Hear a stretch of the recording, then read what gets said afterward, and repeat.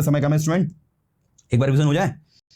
चलो एक बार यहाँ का रिवीजन करते हैं। मैंने कहा वहां जाओ और पढ़ाई करो, अटेंशन दो सभी, अभी कुछ लोग ध्यान नहीं दे रहे हैं। मैंने कहा वहां जाओ और पढ़ाई करो, गो देयर एंड स्टडी। यहां आओ और सेंटेंसेस बनाओ, come here and make sentences. यहां आओ या फिर वहां जाओ, कम हियर और गो देयर। एक बार बोलकर देखो, कम हियर और गो देयर। मैं वहां जाऊंगा बट मेरे पास समय नहीं है, I will go there but I have no time. पढ़ाई करो वरना फेल हो जाओगे भाई, study otherwise you will fail. मैंने उसकी मदद की क्योंकि उसे मदद की जरूरत थी। I help him because he needed help. उसने कहा कि वह एब्सेंट होगा या वह आज एब्सेंट रहेगा। He told that, he said that he would be absent today. Now जैसा आप कहें, एज यू से, मैं करूंगा जैसा आप कहें, I will do as you say, है ना। सिंस चूंकि वह घर पर है तो मैं उसको अभी कॉल नहीं कर सकता, since he is at the home so I can't call him now. He has not eaten anything since he failed. उसने कुछ नहीं खाया जब से वो फेल हुआ तब से।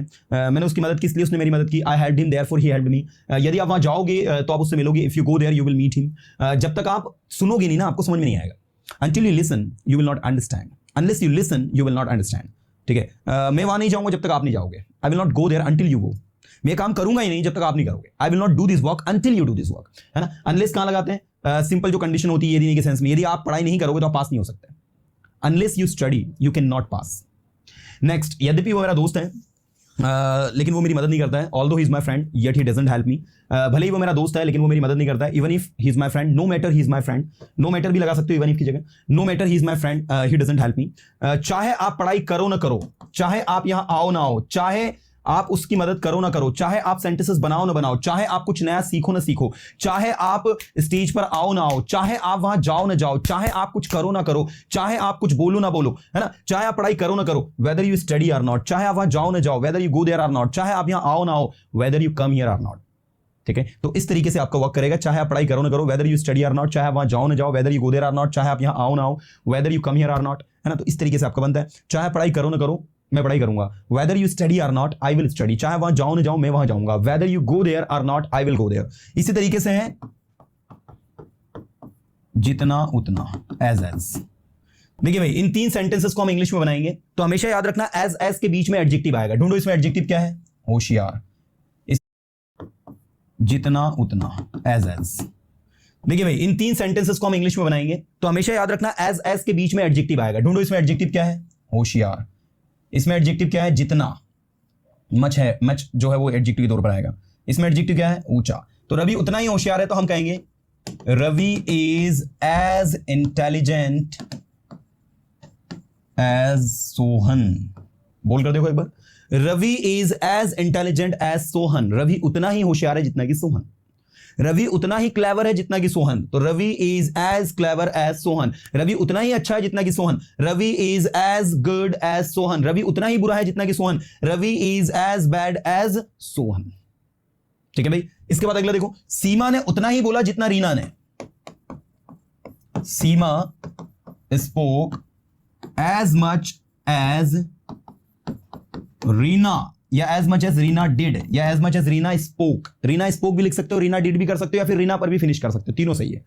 सीमा spoke as much as Reena did. Seema ने उतना ही पढ़ाया जितना रीना ने। Seema taught as much as Reena taught, या as much as Reena did, या एज मच एज रीना। मैंने उतना ही लिखा जितना आपने मुझे कहा था। I wrote as much as you told me to write. As much as you told me to write, जितना आपने मुझे लिखने के लिए कहा था। मैंने उतना ही सुना जितना आपने बोला। I listened as much as you spoke. So this is actually as, है ना, जिसके बीच में यहां पर आपका क्या आता है, एडजेक्टिव या फिर एडवर्ब आता है। आप देख सकते हैं, ये रहा आपका एडजेक्टिव, ये रहा आपका एडजेक्टिव, ये एक और यहां लिख रहा हूं मैं। वह उतना ही ऊंचा है जितना कि मैं, तो he is as tall as, ऊंचे को क्या कहते हैं, टॉल, है ना। He is as tall as I am, या I, मी नहीं आएगा, याद रखना। He is as tall as me, नहीं, गलत। He is as tall as I, मी लगा दोगे गलत हो जाएगा। तो भैया ये था आपका एज। अब अगर इसको नेगेटिव बनाना आपको, मैंने कहा वह उतना ऊंचा नहीं है जितना कि मैं हूं। वह उतना ऊंचा नहीं है जितना कि मैं। अगर नेगेटिव बनाना हो तो यहां एज की जगह सो लगा देना। क्या लिखोगे, he is not so tall as I. बोलो क्या बोलोगे, he is not so tall as I. Seema ने उतना नहीं बोला जितना रीना ने बोला। Seema did not speak so much, यहां पर एस की जगह लग जाएगा सो लग जाएगा, ये ध्यान देना थोड़ा। मैं बोल देता हूं, Seema did not speak so much as Reena did. ऐसे देखो, रवि उतना होशियार नहीं है जितना सोहन है, तो Ravi is not so intelligent as Sohan. एक बार बोलोगे ना तो आपके दिमाग के अंदर बहुत शानदार तरीके से फिट हो जाएगी चीज, है ना। तो भैया ये था आपका पूरा कॉन्सेप्ट। तो इवन इफ भी हो गया, एज हो गया, सो एज हो गया, ठीक है। तो ये इतने सारे कंजंक्शंस हमने पहले पढ़ लिए थे, ये तो रिवीजन करवाया मैंने आज।